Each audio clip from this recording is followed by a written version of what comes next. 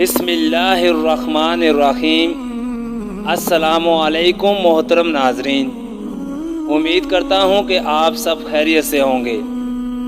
ناظرین گرامی، آج ہم بات کریں گے حضرت عبداللہ بن مبارک رحمۃ اللہ علیہ کے بارے میں۔ ایک مرتبہ کا ذکر ہے کہ حضرت عبداللہ بن مبارک رحمۃ اللہ علیہ حج بیت اللہ کو تشریف لے گئے اور حج سے فارغ ہونے کے بعد آپ بیت اللہ میں سو گئے۔ آپ نے خواب میں دیکھا کہ دو فرشتے آپس میں گفتگو کر رہے ہیں۔ ایک نے دوسرے سے سوال کیا کہ اس سال کتنے لوگوں نے حج بیت اللہ کی شہادت حاصل کی ہے اور کتنے افراد ایسے ہیں جن کے حج کو شرف قبولیت ملا ہے۔ دوسرے فرشتے نے جواب دیا کہ اس سال 6 لاکھ افراد نے حج کی ادائیگی کی ہے، مگر ان میں سے کسی کا حج قبول نہیں ہوا سوائے دمشق کے ایک موچی کے، جو حج میں شریک تو نہیں ہوا مگر اللہ تعالیٰ نے اس کے حج کو شرف قبولیت بخشا اور اس کے صدقے میں سب کا حج قبول کر لیا۔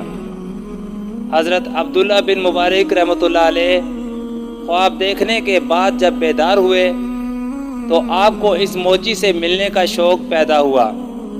چنانچہ آپ دمشق پہنچے اور موچی سے ملاقات کی۔ اس سے دوران گفتگو اس کے حج کے بارے میں پوچھا تو اس نے سب سے پہلے اپنا نام اور پیشہ بتایا۔ پھر اس نے آپ کا نام پوچھا تو آپ نے بتایا کہ میرا نام عبداللہ بن مبارک ہے۔ نام سنتے ہی وہ موچی چیخ مار کر بے ہوش ہو گیا۔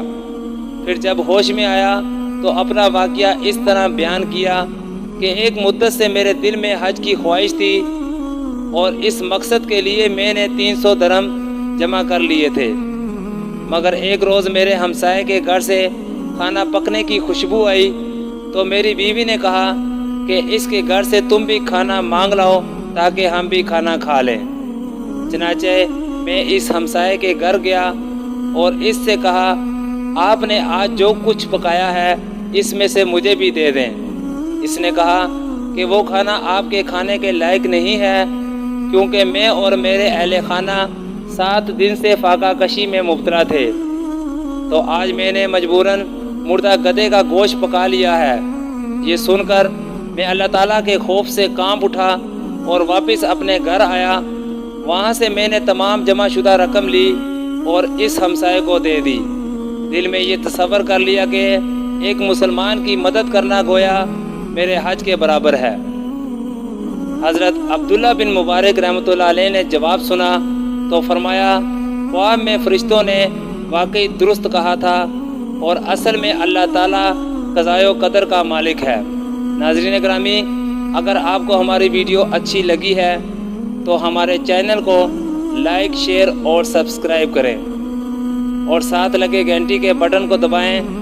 اگلی بار ایک نئی ویڈیو کے ساتھ آپ کی خدمت میں حاضر ہوں گے۔ تب تک کے لیے اجازت چاہتے ہیں۔ اللہ حافظ۔